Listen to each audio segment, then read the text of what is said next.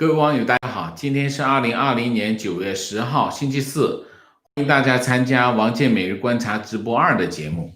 我们今天的题目是：华为没有好消息 ，TikTok 只有坏消息。然后，美国驻港总领馆卖掉了宿舍，卖了25个亿啊。那么这是3条新闻，3条新闻没有关联，但是很有意思，我还是想说一下。先说华为，为什么今天要讲华为？华为今天在东莞开这个开发者大会啊，开发者大会，大家都很关注华为，因为华为就剩下5天时间啊，5天时间。那么，华为消费者业务的 CEO 叫余承东啊，余承东知名度很高，因为华为手机是在他手上啊。开场就强调啊，说虽然受到美国的制裁，华为的业务会变得越来越困难，但是呢，华为将会更积极的生态转型。然后今年上半年，这个华为全球出货手机出货是1.05亿部啊。如果按照他说的这个说法呢，这应该是按年下跌了11%。那么消费者销售收入是2558亿啊。9月15号是华为手机的大限，为什么？因为9月15号台积电会断供两种芯片，一种就是10纳米和7纳米的这个制成的这个芯片，那么等于就是麒麟高端这个处理器啊，成为绝响，这是第一个。第二个，韩国三星和 LG 停止向华为供应高端智能手机面板，然后是三星和这个 SK 海力士停止向华为提供这个储存类的芯片啊。那么像联科发、像这个中芯国际啊，都没有办法向这个华为供应芯片的了啊，等于就是，那么华为意味着什么？意味着华为在手机这一块就只能做低端产品了啊。美国商务部8月份最新的这个规定，任何芯片厂用任何方式啊卖芯片给华为，之前华为还是有办法成立一些下属公司啊，用各种各样的方式来交易啊。那么这次8月份，美国商务部就出一个新的规定，把所有的漏洞全堵上啊。那么所以呢，就基本上芯片这块已经不可能的了，然后面板这块也没有的了，然后这个内存芯片也没有的了。这几块一断的话，华为就应该会和它的高端手机基本上要说再见的了。那么芯片供应商是这样台积电是全球最大的代工企业，它占市场50%，那么华为和苹果都是它的主要客户啊。三星占18.8%啊，中芯国际占排名第5啊，占全球份额的4.8%。虽然它份额还不少，但是其实它都是14纳米这个制成的芯片啊，所以它只能中低端手机用得上啊。那么华为应该有5款手机用的是中芯国际，那么这5款手机也中芯国际是供不了货的了啊。所以9月15号就是5天后，中芯国际也要断供啊，大概就是这样啊。那么最关注的是什么？现在最关注的其实是鸿蒙系统。鸿蒙系统华为喊了1年啊，去年推出鸿蒙系统。去年推出来的时候呢，大家很失望，因为去年大家以为鸿蒙系统一出来，拿出各种开发工具，因为它开的是开发者大会嘛，你要提供开发工具给这些应用的制造商，你才会有基于你这个平台的产品。结果去年鸿蒙推出来，只是推出了个 PPT， 什么工具都没有啊。所以去年所谓的鸿蒙，只是大家看了一个这个图画啊，看了一个 PPT 的文档，啥都没有。那么1年过去了，那其实所有人都在等什么呢？等2件事。第一件事就是在手机领域，特别是芯片这一块，有没有好消息？没有。从目前情况来看，华为应该是搞不定这件事情的了啊，这是第一个。第二个就是鸿蒙。那么这次开发者大会，其实大家把关注点是放在鸿蒙身上，因为要么就期待一个好消息，好消息没有，那就看鸿蒙。鸿蒙它推出个什么呢？推出了一个今天正式向应用开发者发布鸿蒙 2.0 啊 ,1.0 其实啥都没有 ,1.0 谁都没看见，现在就直接就上 2.0 这有点奇怪啊。理论上你应该先出还是个公测版用于这个智能电视平板，然后手表还有是这个车辆的，但是就不是手机啊。那其实大家都在等手机，但是它就没有手机，手机就没出来，手机要等到12月才出来啊，手机。那么也就他说这个12月份出手机版，就是鸿蒙手机版。那么明年所有的华为的智能手机全面支持鸿蒙系统，他这么说啊。然后有5家这个芯片厂，有7款芯片支持鸿蒙系统。什么意思呢？其实这个今天开的这个开发者大会呢，大家又扑了个空，就是第一就是本来大家期待什么呢？期待手机芯片有没有好消息？这个好消息没有。第二个呢，鸿蒙有没有出来？鸿蒙出来的话，因为鸿蒙就是说你如果要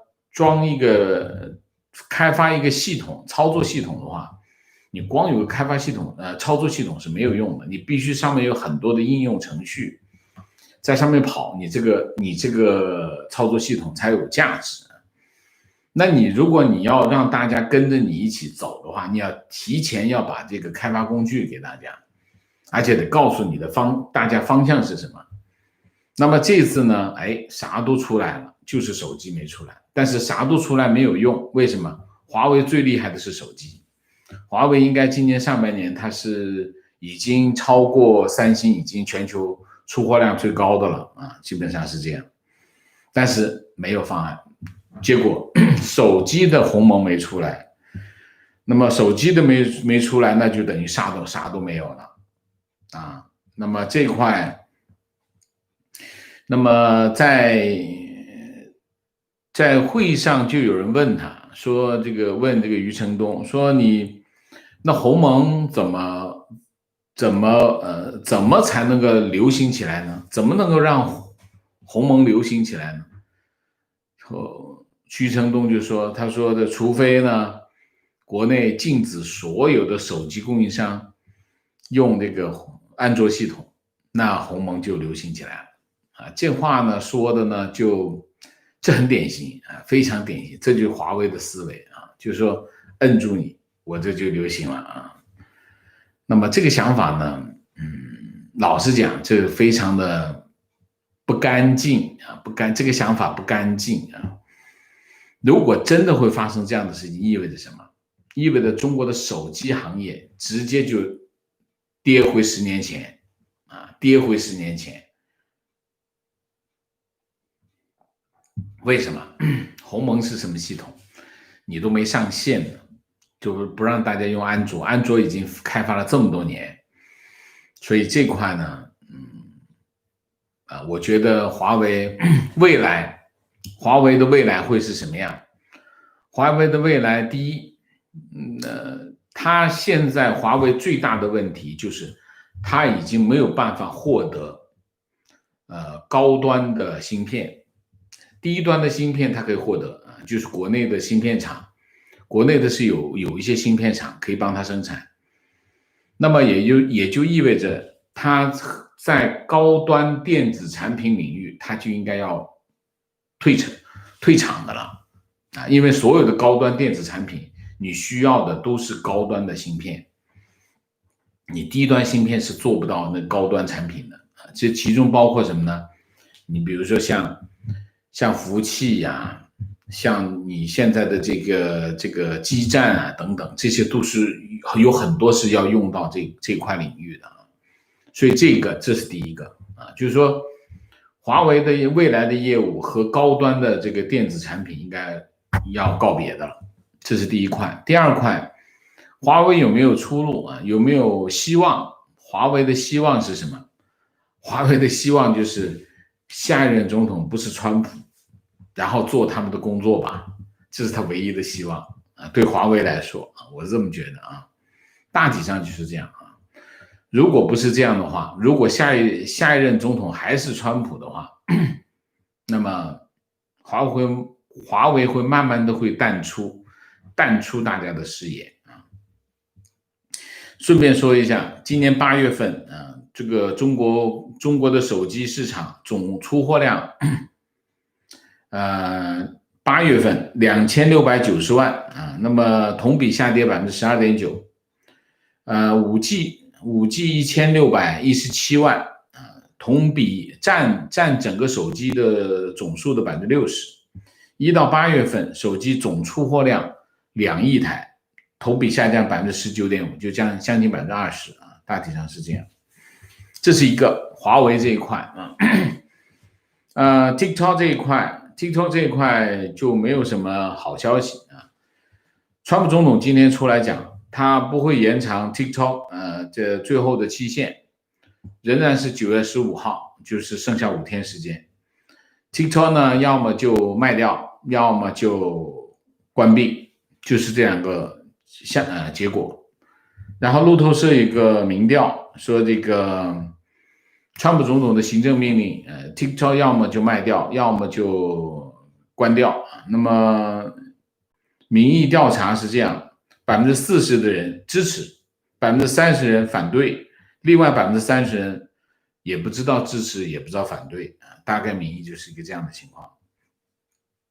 那么现在，抖音的游说团体，现在的策略是什么？现在的策略就是游说这个白宫啊，什么意思呢？怎么游说呢？他们的策略就是说，这个 TikTok 的用户呢，都基本上在政治上保守啊，在政治上保守呢，就属于川普总统的支持者啊，大概就是说服川普总统，你可别得罪这些 TikTok 的用户，所以不要让我卖掉，也别关掉我，大概是这样。但是好像从川普总统的这个反应来看，这个效果好像不大明显啊，不大明显。好，这是 TikTok 这边就没什么好消息啊，应该是坏消息啊，因为它就剩下5天了啊。然后我们讲讲一个人啊，这个人是谁呢？这个人叫陈启宗啊。陈启宗呢是香港的一个地产商啊，他的公司叫恒隆啊，恒隆集团是母公司，下面有个恒隆地产啊。那么他们家呢就持有这2家上市公司啊。那么陈启宗很有意思啊，他经常在一些关键的时候出来讲话啊，就特别是在香港政局比较微妙的时候，他就出来讲话。他今天就跑出来讲了一堆话，讲一堆什么话呢？他说现在香港经济啊千疮百孔啊，要恢复不是一件容易的事情啊，东方之珠的光芒已经差不多消逝了。陈启宗在反送中的时候曾经出来说过一次话，就是意思就是批评京官啊，京官他官僚主义，不了解香港的情况啊。陈启宗经常会在这种时候出来讲话，然后这次呢，他就也出来讲啊，他说，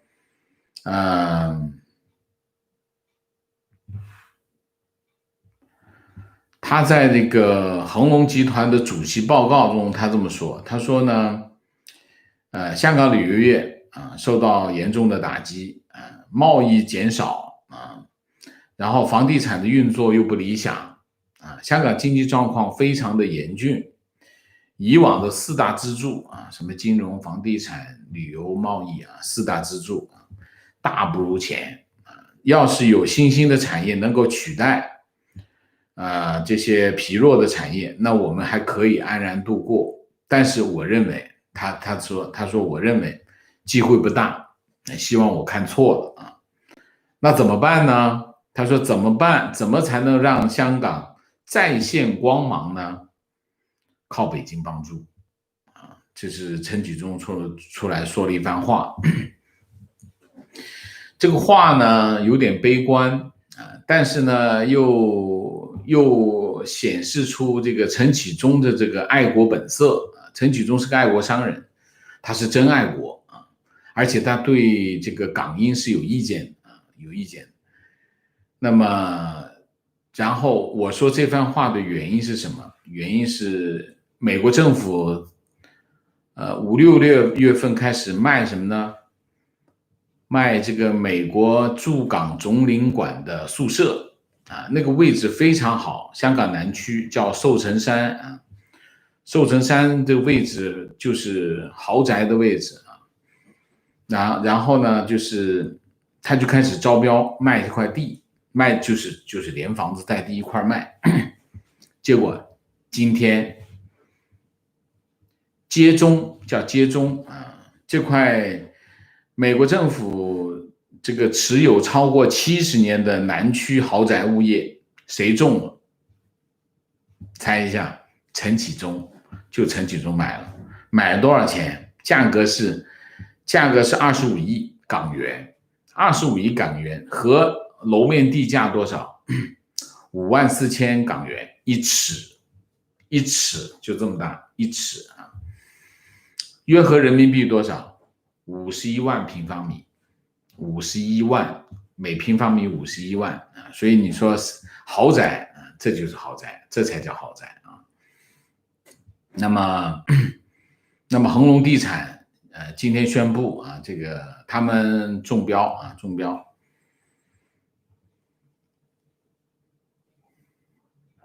你看一下陈启宗前面讲香港经济很严峻四大支柱光芒不在所以形势非常严峻，讲的形势非常悲观的样子。结果呢他们一口气买了一块地买了这个25亿，把这个香港总领馆的宿舍买了香港总领馆宿舍他是准备干什么呢？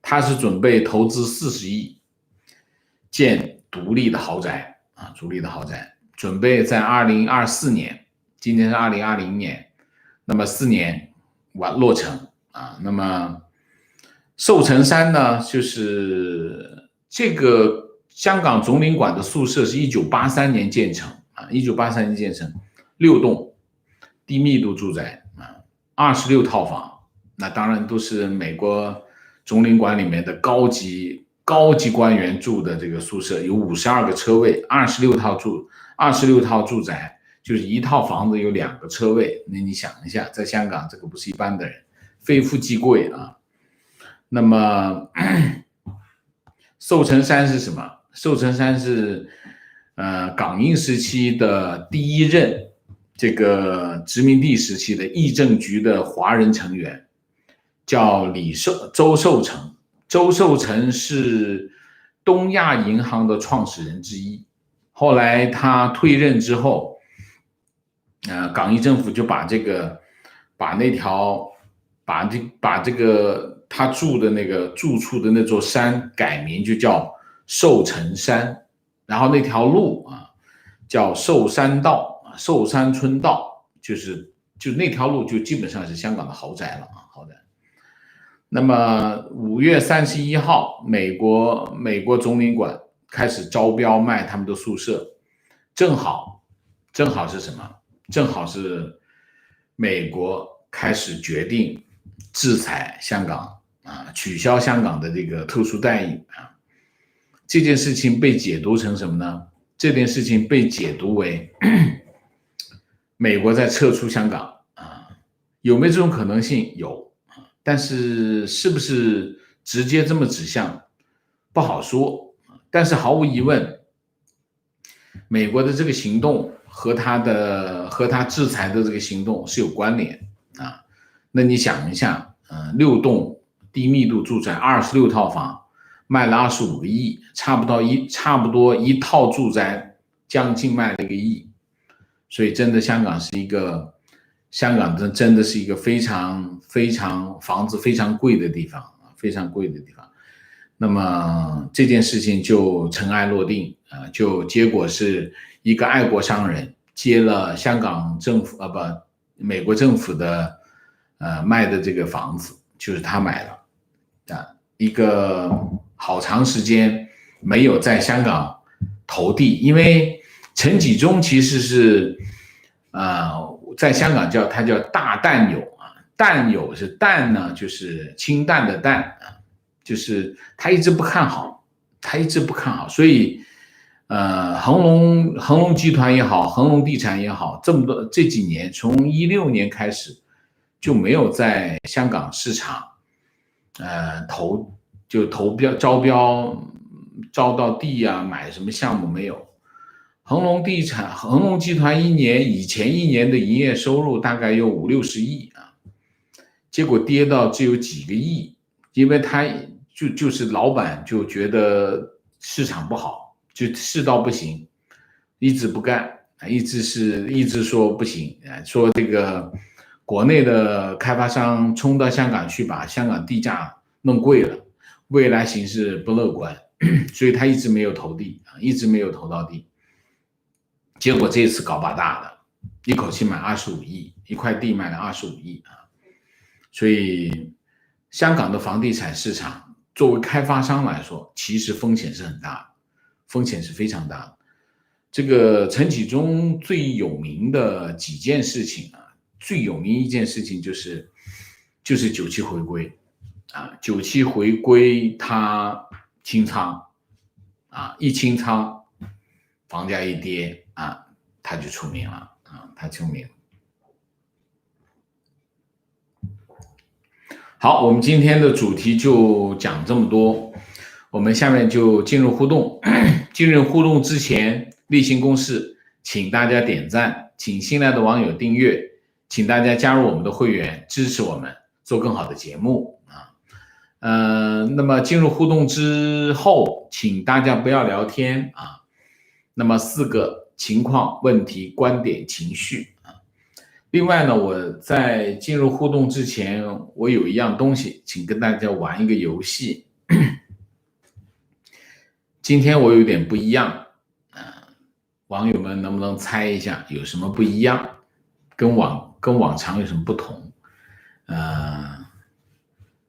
请大家猜猜看看有什么不一样，好不好OK， 我看看大家怎么猜。今天我跟往常有点不同，大家能不能看出来？能不能猜出来？我看一下，小熊猫来了不是？我讲的是我，有什么？灯光，灯光也没什么特别灯光也没什么特别，差不多领带不同，每天都不同不对。比平时白没有，头发也没剪头发长我要剪了还是没有。化妆了怎么可能？我是个男人，不会化妆。新眼镜没有，还是老眼镜一样的没有。有什么不一样？还是没看出来没理发，没换眼镜，灯光没什么不一样灯光差不多。杯子这两杯子跟原来是一样的，跟昨天一样，这2个杯子都没变过，这都是我平时用的杯子。拔牙了没有？生病了有点接近。柜子没有，眼镜没换，话筒没变，唯一话筒有个调整，什么调整？话筒呢之前呲啦呲啦的这个杂音，我找到原因了，终于被我找到了。什么原因？后面的插头松了，所以它就杂音。我今天做了一个工作，做了什么工作？用胶布把它给粘死了，整个的粘住，所以理论上它不应该会有杂音了啊。柜子瘦了，没怎么瘦。通风好了，通风是好了，但是这个不是显著，这个是没有，这个是能够看得到的，大家能观察到的部分。牙疼没有？牙没疼。喷香水了，鼻炎我没有鼻炎啊，手肿吗？没有，OK， 我公布答案，大家真没看出来，我今天落枕了啊，我今天落枕了。但是上午我发现落枕这个事情呢是这样啊，就是说落枕会是在早晨起来你发现落枕，其实上午没影响不大，其实影响大的是下午啊。如果你没好的话，就会越来越严重。我现在有点严重啊，其实我这样有点不自然啊，不自然。OK， 好，我们今天这个游戏就到这里，好吗？啊。啊，谢谢啊，谢谢。OK， 明谢 Chef 王，谢谢 Mike 猪，谢谢 John 江，谢谢 CHN， 谢谢。请问王老师，全国为热干面加油什么意思？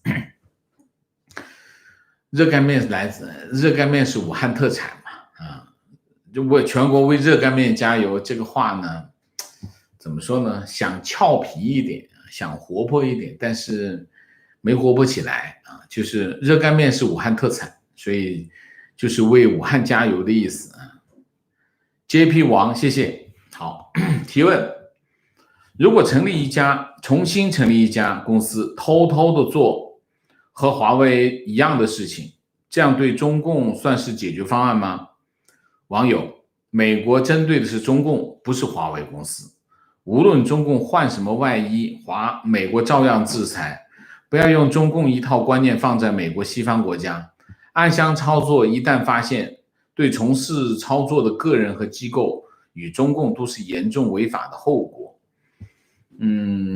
其实这件事情华为不是没干，是有干啊。就是说，你想一下，华为之前虽然就是要求芯片，华为其实已经在这个清单上面了啊。那么它的许可证9月15号到期，那么中间呢，华为注册了很多公司，用这些公司用不同的交易方式来买芯片，所以华为其实囤货囤了1000多亿啊，有1000多亿的囤货，1000多亿人民币的囤货，囤这些零部件。美国政府为什么这次8月份要出个新的规定的原因，就是要把这些洞全给堵上。所以这件事情其实不是华为没有做，华为是有做的啊，这是第一条。第二条，如果你成立一家新的公司，那你用不用华为这个品牌呢？卖手机，你以为是在卖手机吗？不是的啊，其实卖手机卖的是品牌。美国制裁华为，如果你不用华为这个名字，你另外偷偷的成立一家公司，把华为的事情重新干，其中你要卖华为的系统，你要卖华为的手机，你要卖华为的产品，你怎么可能呢？所以如果你不用的话，你重新来过的话，你怎么确保你成功呢？华为其实你怎么知道在华为前面有多少家公司已经失败了？所以重新成立一家公司，95%的失败率吧，是吗？你说呢？所以我觉得这个操作的可能性基本上是零啊，基本上是零。情况，台湾国防部9月10日晚记者会说明共军飞机在东沙岛靠近台湾演练，为何美国军机没有动作？为什么没有美国军机没有动作？我不知道为什么美国军机没有动作。我今天看到的情况不是这样的，我看到的情况是，中国的军机又在靠近台湾啊，然后台湾的军机紧急起飞驱离。你说的这个是新的吗？还是怎么样？东沙岛是军事演习吗？如果军事演习很大的，是很大的动作吗？还是只是飞机在东沙岛演习？不 make sense 啊！你能把情况具体的贴上来吗？好不好？好吗？谢谢啊。观点：华为走到今天这个地步，很大一部分的原因是200斤吹牛逼惹的祸，也不是，也不是。华为为什么美国会选华为作为它在科技领域打击中国的一个主要的手段？有2个原因啊。第一个原因是，在中国的所有的电子领域啊，电子行业、高科技行业走到最前面的是谁？就是华为啊。华为已经跑出来了啊，这是第一个，就是华为已经成为中国的一个先头部队啊，这是第一条。第二条，在渗透到西方国家的这个行动当中，华为做的最好，就是说他对西方国家渗透的最厉害，而且他利用他现有的规模，不断的在做这个工作。他做了不是10年8年，他做了好几十年，这件事情他非常有经验。所以呢，就是第一，他已经跑出来；第二，他对西方的这个渗透非常的厉害，而且最重要的就是5G 其实对美国来说是有危机的。为什么？因为你要知道，一个通讯系统，如果华为的这个5G 系统全面占领全球市场，后果不堪设想啊！为什么？因为你不知道后面有什么东西，而且你一个国家，你的通讯系统被有人又有意在后面做点事情，那后果也是很严重的。所以美国5G 是其中一个原因啊，跑出来，然后它的实力又这么强，然后它整个渗透又这么彻底，所以他才会选华为啊。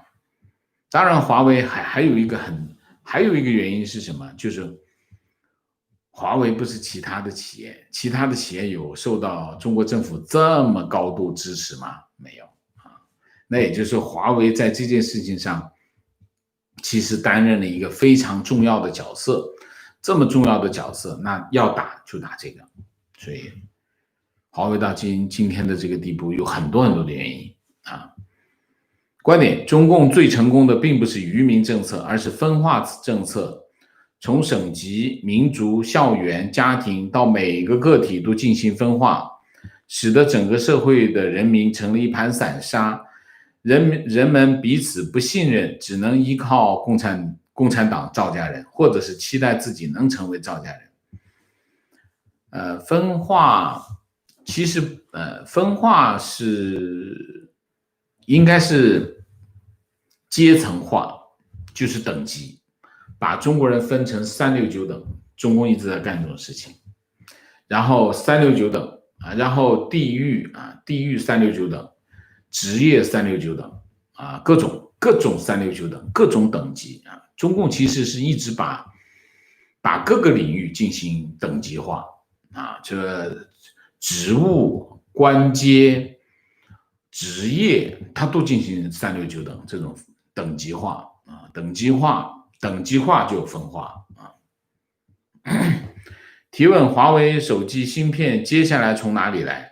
即使低端也应该没有供应啊，未来还有华为手机吗？谈何如何搭载鸿蒙？低端嘛，中国还是有很多手机厂，芯片厂，中国的芯片厂除了中芯国际以外，还有其他的芯片厂。那些芯片厂呢，它有些没有那么依赖美国的技术，所以没有被美国禁运，所以它还可以供应啊，就是说跟美国的供应链关系不大的中国国内的厂商还是可以给华为供应芯片，但是那些芯片就是低端手机了啊，你像比如说，哎呦，我都忘记那个名字了。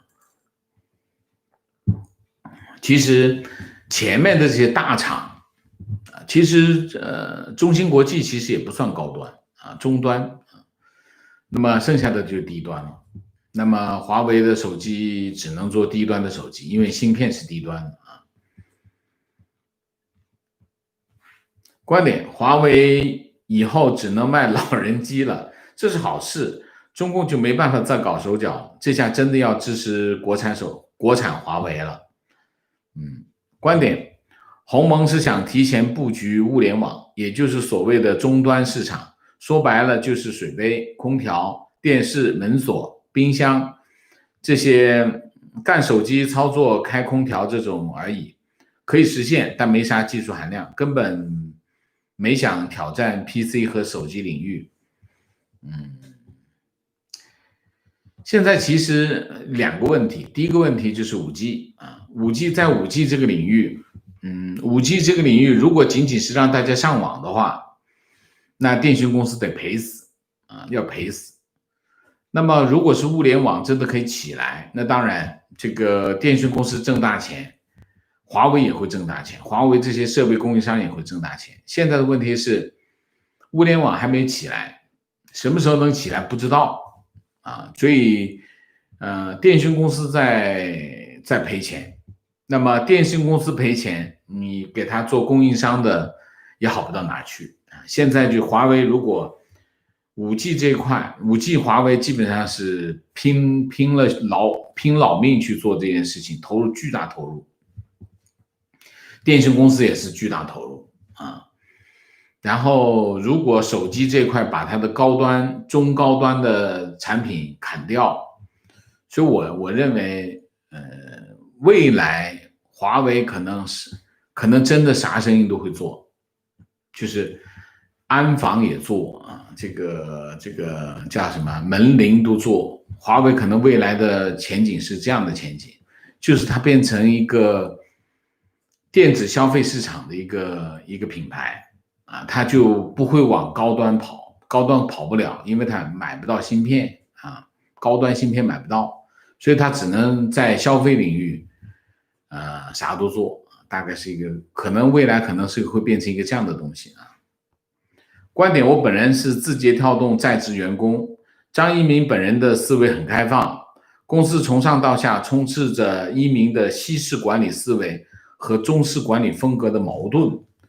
TikTok 是他全球化梦想的重要组成。2018年 CCP 封禁了他的内涵段子，现在又成了他全球化梦想的至告，以后会做什么谁也不知道。我建议他放弃国内市场，自己专心去国外发展吧。脚踩两条船是不可能的了，必须选边站。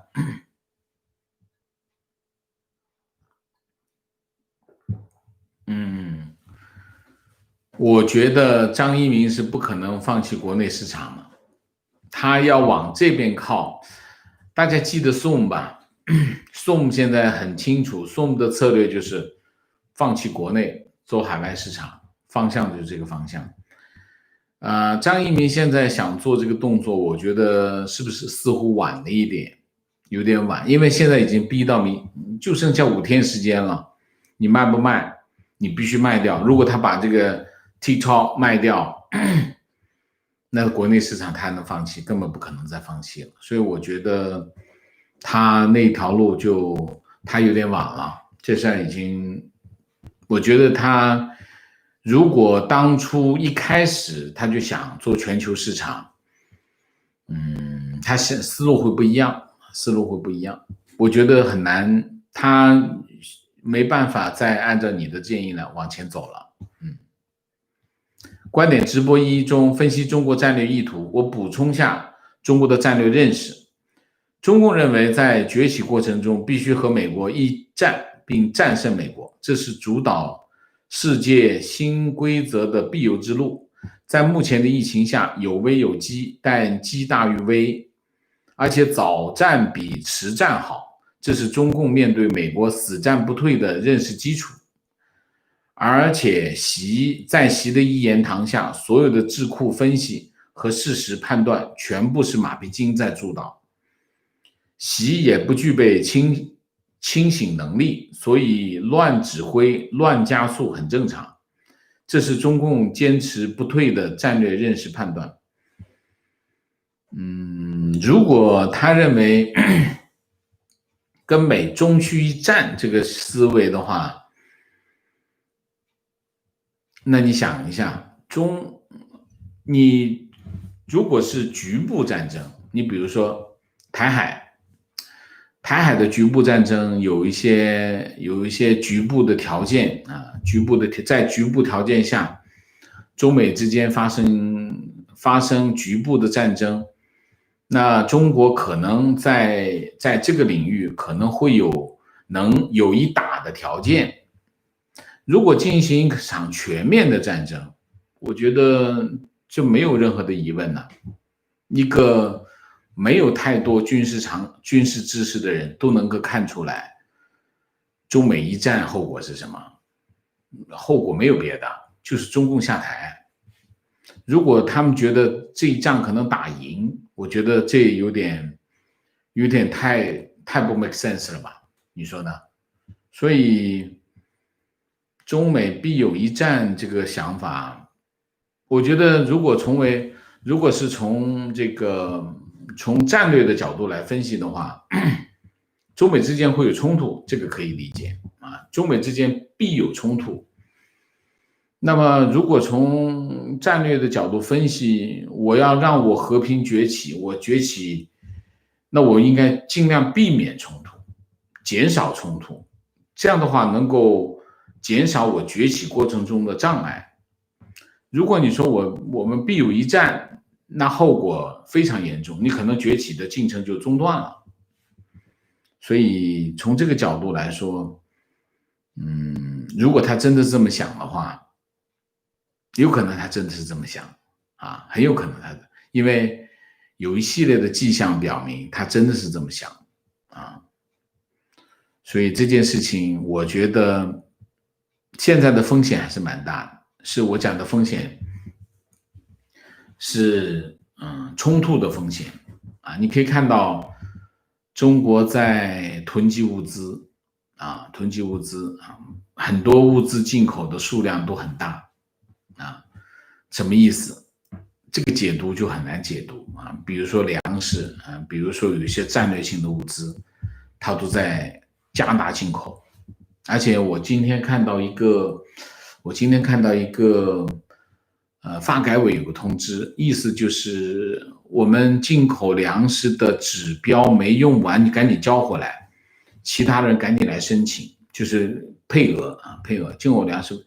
他这个通知你一看就知道，他是希望把这个配额用完，而且你用完了还没有的可以来申请，所以他是在加大进口粮食啊。所以这一块的动作，然后你还可以看到一些迹象，什么迹象？比如说，一些准动员的行动啊，就是说动员意识啊，这个表态啊，各种表态啊等等，他在做这些动作，什么战备储备啊等等，他们都在做一些。如果你不留心，你看不出来啊；如果你留心，你会觉得那是一些我们叫准战略动员的一个这样的行为。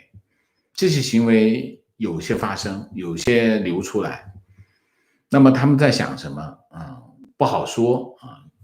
这位网友的这个看法很尖锐，如果真觉得中有一战的话，这个战略判断是很危险的啊，非常危险。问题：华为的鸿蒙会不会像百度和淘宝一样，像当初政府暗中用各种行政手段让谷歌退出中国市场，然后让所有的国产手机用鸿蒙，让中国人都用鸿蒙而骄傲呢？这个动作有可能吗？有可能，有可能，但是这个后果很严重。我都说过了，如果禁止这个谷歌的安卓系统在中国使用，然后让大家全部装鸿蒙，后果非常严重，等于中国的整个手机产业往后瞬间倒退10年。为什么？因为鸿蒙的它整个刚刚开发出来，别人已经搞了10几年了，你想想这什么情况？所以，而且一个新开发的这样的产品是有巨大的风险的，中间的 bug 你都搞不过来。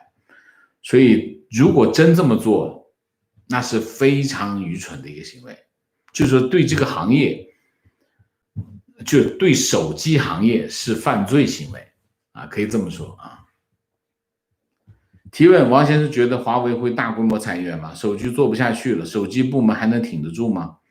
他只能做低端产品，那肯定是要裁员，用不了那么多高端人才啊。我印象中，华为今年已经裁了一部分了。从去年开始，华为就一直在淘汰，一直在淘汰。淘汰什么呢？老员工啊，老员工在往外淘汰。为什么？老员工工资高啊，就淘汰老员工，然后招一些新人来，大概是这样啊。裁员我觉得没有什么意外，其实这件事情它持续在做，去年开始就已经开始在做啊，只是不那么明显啊。提问：王先生觉得华为会王老师好，大家好，情况，我今天心情很沉重，跟国内的父母视频，父母极力希望我们回国，他们认为国内现在是最好的，现在中美关系差，中国人在美国要受欺负。我妈认为现在的习和当年的毛是一样伟大领袖，疫情控制得如此好，看美国都成什么样了。我也知道跟他们争辩没什么用，可我还是忍不住。我们对话不欢而散，最后我妈哭着说：“你的书都白读了，早知道不让你去读书，你也不会跑到美国去。”心中的失落和悲伤无法形容。这是个非常典型的这种认知差异啊，对于外部世界的认知差异。有没有办法？没有办法。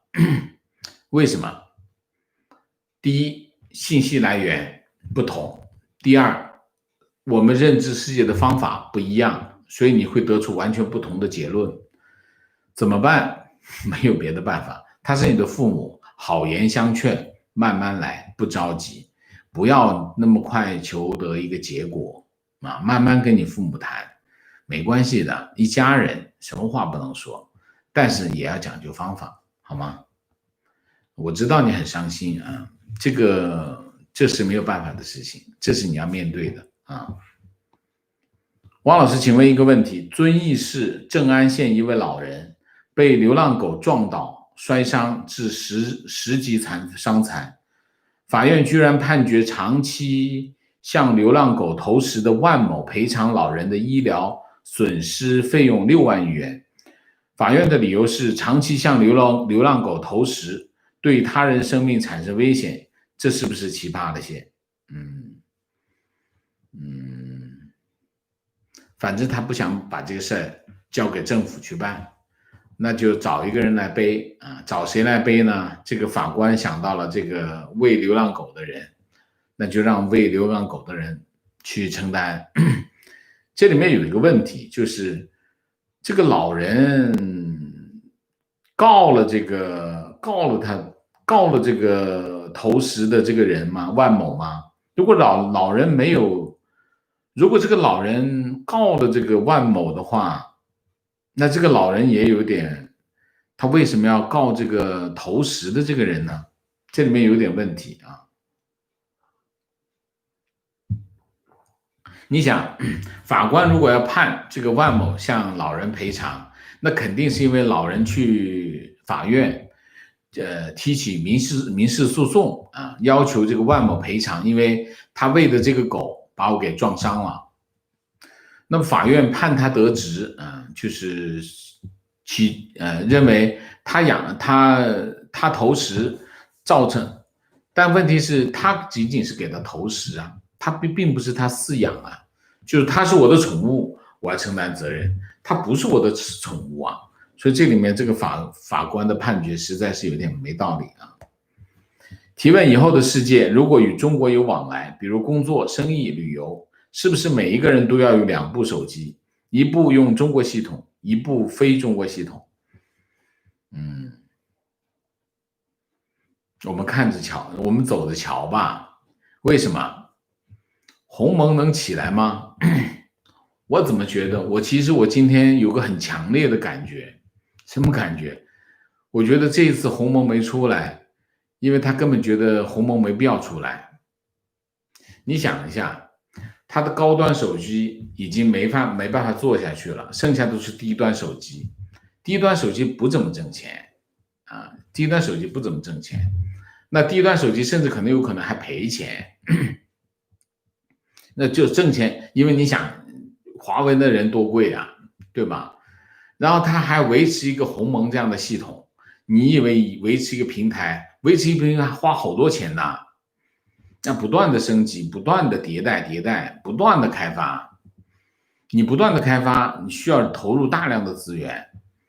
那除非你说真的让全中国的手机全部装鸿蒙，那可以大量投入，但问题是你这件事情不可能这么干。如果不这么干，只是华为手机装鸿蒙的话，这可能是一个大的窟窿。所以华为，如果我是华为，我就退出手机市场，干点别的不好吗？对吗？所以如果是他真的要退出手机市场，他退鸿蒙干什么？退鸿蒙手机版干嘛？退点别的吗？所以我很强烈的感觉，但我在节目中我就没说，我就觉得如果是这样的话，手机业务对华为来说已经变成鸡肋了，因为最挣钱的那部分已经没有了，剩下的不挣钱的部分那不是鸡肋吗？如果你为了鸡肋搞一个鸿蒙系统，除非你真的能说服中国政府让安卓滚出中国市场，那鸿蒙那还有的玩。如果不是这样的话，鸿蒙就是个鸡，鸿蒙也本身变成一个鸡肋，就是一个这样的想法。所以我觉得，如果华为都不搞鸿蒙，那哪来的中国系统？也没有中国系统，你说呢？所以我们走着瞧吧。情况1/2，什么情况？王老师您好，针对您昨天花木兰的节目再做一些补充，好吧？该片在国内也是骂声一片，豆瓣评分4.7分，很多人批评剧情涣散，表情僵硬，场面儿戏，巩俐演的巫女角色是个败笔，刘亦菲饰演的木兰更是有一种称作气的超能力，气照搬了星球大战原力的设计，有正邪两面，这完全脱离了98版动画中的成长、责任、勇敢、自我实现的主题。更有小粉红批评该片是美国的傲慢与偏见，从服装到造型都是曲解中国文化的畸形产品。反正我是不看，反正我是不会看啊，我觉得大家也别看，好吗？大家都别看。提问：华为现在这个样子，中国政府还能怎么救？中国政府一直在救啊，但是我觉得中国政府没什么办法，因为中国政府除了在外交领域跟美国交涉以外，他没有其他的办法，因为在业务领域，华为只能自救。在外交领域，中美之间已经翻脸都翻到这个地步了，他还能说得上话吗？而且你看，大家记得中美贸易谈判，在所有的贸易谈判当中都没有提到华为，所有的中美贸易谈判都没有提到华为，为什么？肯定美国不接受这个议题嘛。中方说因为所有的外交谈判上来就是议题，哪些议题？那么中国肯定是把华为放进去，美国说这个我不谈，那你没办法，是吗？所以中国政府应该没什么办法帮华为啊，帮不了的了。问题一尊在疫情表彰大会上的万字讲稿中用了一句“没有从天而降的英雄，只有挺身而出的凡人”，这句的原创其实是香港街头出现的抗争标语啊，对，原创作者都已经出来抗议了啊。我觉得可以告一下吧，告一下版权嘛，是不是？提问王老师：中共从南到北大规模多地军演、实弹演练，会不会突然发动偷袭，闪电拿下了台湾？毕竟中共什么事情都能干得出来，明修栈道，暗度陈仓。这个三国时期可以这么干啊，那么这个时间没办法这么干，为什么？天上有卫星啊，卫星飞来飞去的。那么你要闪电拿下这个台湾，你得集结吧？你部队不集结，你怎么打仗啊？你集结多少人？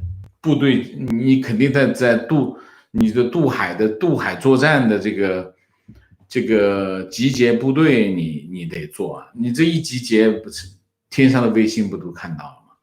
军用卫星天天在这飞来飞去，你那不是吃干饭的啊！所以。我不觉得现代这个时代有这种可能性，已经不存在了啊，不存在这种可能性。什么事情都干得出来，的问题是能干得到、做得到才行啊。还有一个最大的问题，其实如果武统台湾，对中国大陆来说，最大的问题是什么？最大的问题就是兵力投射的问题，怎么把部队运过去啊？以美国现有的这个部队的投射能力，美国应该是全世界部队投射能力最强的了。我看那个资料说的是，24小时8000人，24小时投射8000人。以美国现有的这个条件来看，这里面还包括什么？包括台湾那边的这个海岸。台湾的海岸是不容易登陆的啊，它不是那种，它很多都有悬崖，不好登陆的。所以实际上它其实哪几个点都很清楚。所以台军，中华民国国军已经在那里布满了这个军事据点，所以其实不那么容易，不是胡锡进、胡雕盘讲的那么容易的啊。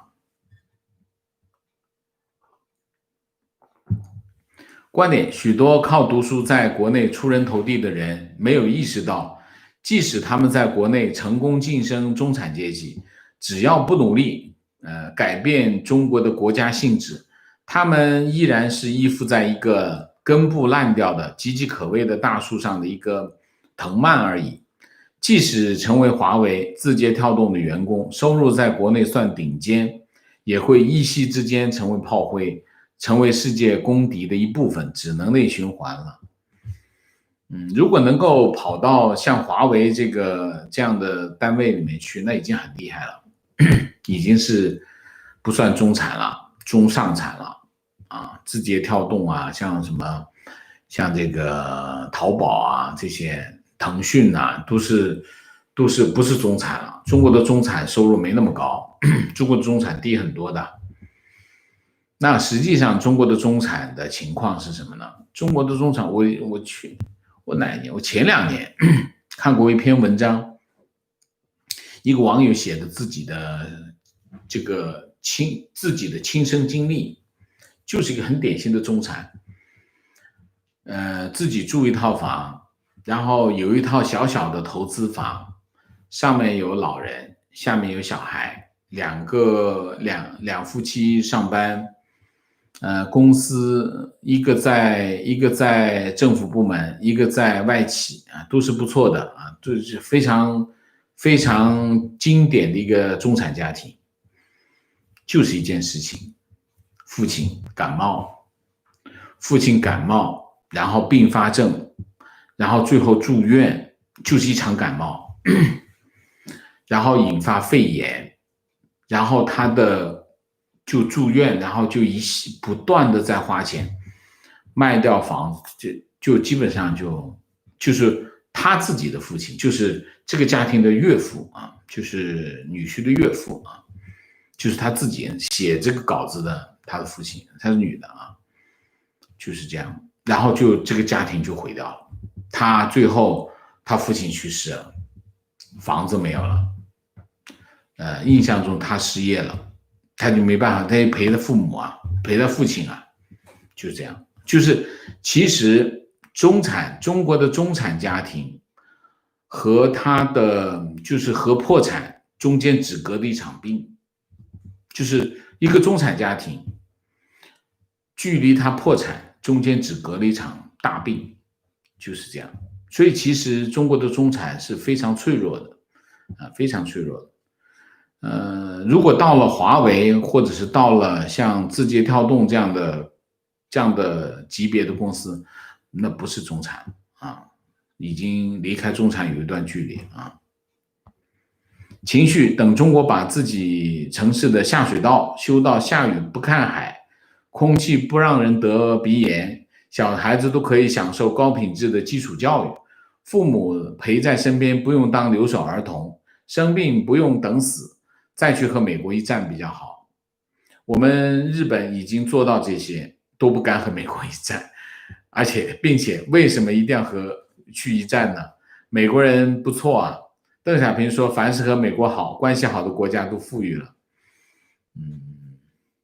还是那句话，其实觉得中美必有一战这个思维是什么思维？就是还是那个叫什么帝王思维，就是我要把你的位置占掉，我要占掉你的位置我占掉你的位置办法是什么？就跟你打一仗，把你挤下去大概是这种思维吧，我觉得，否则你怎么理解？